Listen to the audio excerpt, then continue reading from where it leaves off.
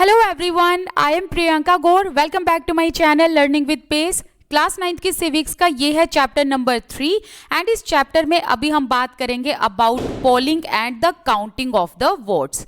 Polling का मतलब होता है वोट डालना, काउंटिंग ऑफ वोट्स का मतलब होता है वोट गिनना।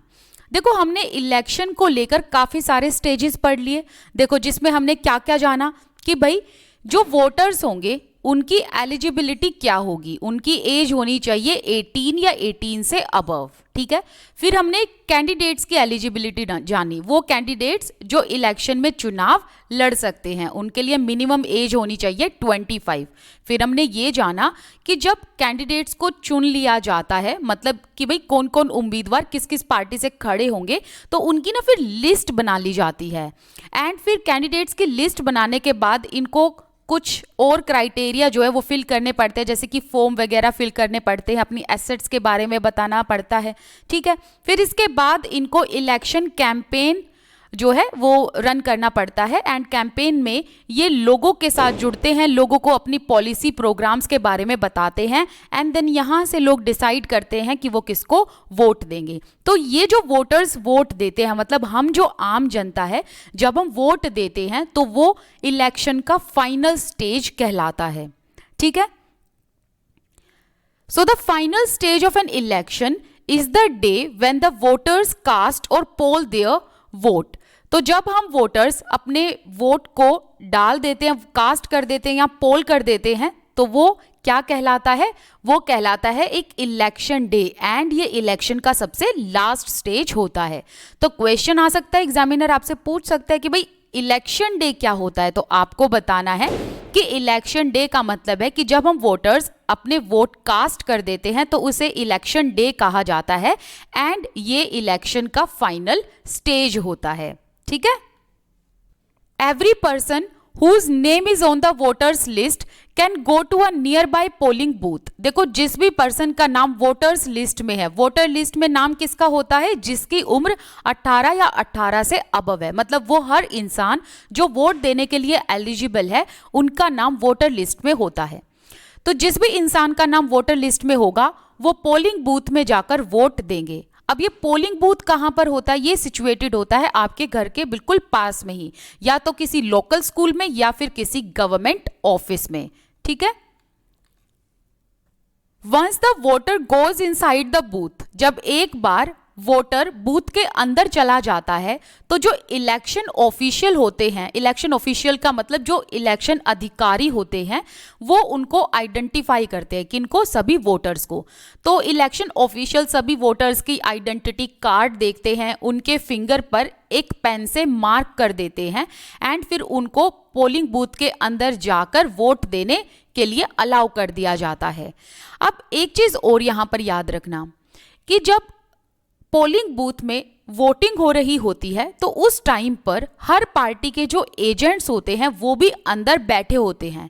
वो इसीलिए अंदर बैठे होते हैं ताकि ये इंश्योर किया जा सके कि भाई जो इलेक्शन हो रहे हैं, जो वोटिंग हो रही है, वो बिल्कुल फेयर तरीके से हो रही है, किसी के साथ कोई डिस्क्रिमिनेशन नहीं हो रहा। ठीक है। चलिए अब आगे वाला पॉइंट करते हैं। अच्छा, ये वाला अगर आपको पढ़ना है तो पढ़ लेना, ऐसे आपके एग्जाम में यहां से कुछ भी नहीं आएगा। यहां बताया है कि अर्लियर टाइम पीरियड में किस तरीके से वोट दिए जाते थे एंड आज के टाइम पर किस तरीके से वोट दिए जाते हैं। तो अगर पहले की बात करें तो पहले ना बैलेट पेपर पर वोट दिए जाते थे, आज के टाइम पर मशीन पर वोट दिए जाते हैं। तो देखो, पहले के टाइम पर क्या होता था कि वोटर्स अगर किसी स्पेसिफिक पार्टी को वोट देना चाहते थे तो बैलेट पेपर पर स्टैंप लगाना पड़ता था। बैलेट पेपर क्या होता था? एक शीट ऑफ पेपर, कागज का एक शीट जिस पर उन सभी कैंडिडेट्स के नाम लिखे हुए होते थे जो चुनाव में लड़ रहे हैं एंड उनकी पार्टी का नाम लिखा होता था एंड उनके पार्टी के रिस्पेक्टिव सिंबल्स भी वहां पर होते थे। ठीक है। तो जैसे ये बैलेट पेपर हुआ, अगर आपने बीजेपी को वोट देना है तो स्टैंप लगा दिया उनके नाम पर, अगर आपने कांग्रेस को वोट देना है तो उनके नाम पर आपने स्टैंप लगा दिया। ठीक है। तो इस तरीके से आपको कागज की शीट पर, which is called ballot paper, उस पर स्टैंप लगाना पड़ता था। बट अगर आज के टाइम की बात करें तो आज के टाइम पर मशीन का यूज होता है, तो आज के टाइम पर ईवीएम का यूज होता है। इसकी फुल फॉर्म एग्जामिनर पूछ लेता है, ध्यान रखना। तो फुल फॉर्म क्या है? इलेक्ट्रॉनिक वोटिंग मशीन, ठीक है। तो आज के टाइम पर ईवीएम का यूज होता है एंड इसमें वोट्स को रिकॉर्ड किया जाता है। The machine shows the name of the candidate and the party symbol. इस मशीन पर क्या होता है? सभी पार्टी के नाम, ठीक है, इसके अलावा उनके सिंबल एंड जो कैंडिडेट्स चुनाव लड़ रहे हैं उन सभी के नाम लिखे हुए होते हैं। इंडिपेंडेंट कैंडिडेट जो होते हैं उनके अपने खुद सिंबल्स भी होते हैं जो कि इलेक्शन कमीशन के द्वारा अलॉट किए जाते हैं।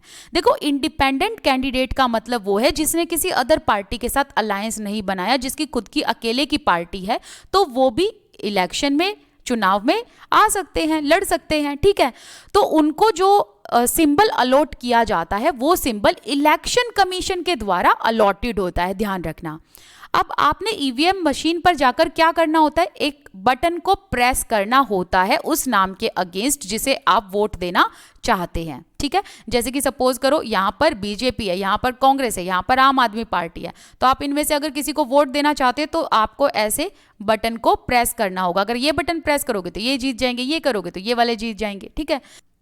Once the polling is over all the EVM are sealed. एक बार अगर पोलिंग हो जाती है ना तो सभी ईवीएम को, जो मशीन्स है, उनको सील कर दिया जाता है, बंद कर दिया जाता है एंड एक सिक्योर एंड सेफ प्लेस पर लेकर जाया जाता है। फिर एक ना डेट को फिक्स करा जाता है, कुछ दिन के बाद एक डेट फिक्स होती है एंड उस टाइम पर सभी कॉन्स्टिट्यूएंसीज की जो ईवीएम है उनको एक साथ ओपन किया जाता है एंड वोट्स को काउंट किया जाता है। The agents of all the candidates are present there to ensure that the counting is done properly.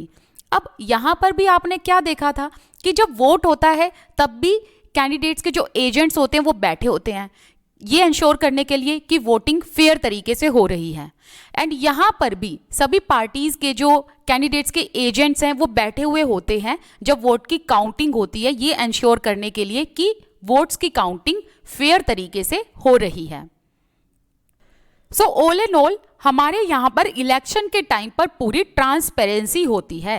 The candidates who secure the highest number of votes, जिस कैंडिडेट को सबसे ज्यादा वोट मिले हैं कॉन्स्टिट्यूएंसी से, उसको विजेता घोषित कर दिया जाता है। एंड जो जनरल इलेक्शन होते हैं उसमें जो वोट्स की काउंटिंग होती है ना, तो सभी कॉन्स्टिट्यूएंसीज में जो वोट्स की काउंटिंग, मतलब वोट को जब गिना जाता है तो वो एक ही टाइम पर, एक ही दिन में गिन लिया जाता है एंड उसी टाइम पर हमें टेलीविजन में, न्यूज़ रिपोर्ट में अप टू डेट ऐसे न्यूज़ मिलती रहती है। रेडियो के द्वारा, न्यूज़पेपर, टेलीविजन चैनल्स के द्वारा हमें रिपोर्ट मिलती रहती है कि अभी कितने वोट्स काउंट हो चुके हैं, कितने आवर्स अभी बाकी हैं, कितना टाइम अभी बाकी है रिजल्ट डिक्लेयर होने में। तो हमें ना इलेक्ट्रॉनिक मीडिया के थ्रू बहुत सारी चीज़ें पता चलती हैं कि वोट काउंट होने कब शुरू हुए, कौन सी कॉन्स्टिट्यूएंसीज में किसने वोट जीता, कितने वोट पाकर वोट जीता, ठीक है। And it becomes clear as to who will form the next government. तो हमें ना ये अंदाज़ा television channels, news reports and radio के थ्रू पता लग जाता है कि नेक्स्ट गवर्नमेंट किसकी बनने वाली है, क्योंकि हमें अपडेट मिलता रहता है कि किसको ज़्यादा वोट मिले। अब ये जो नेक्स्ट पार्ट है इसको हम नेक्स्ट वीडियो में करेंगे। Till then bye bye, thank you so much for watching this video.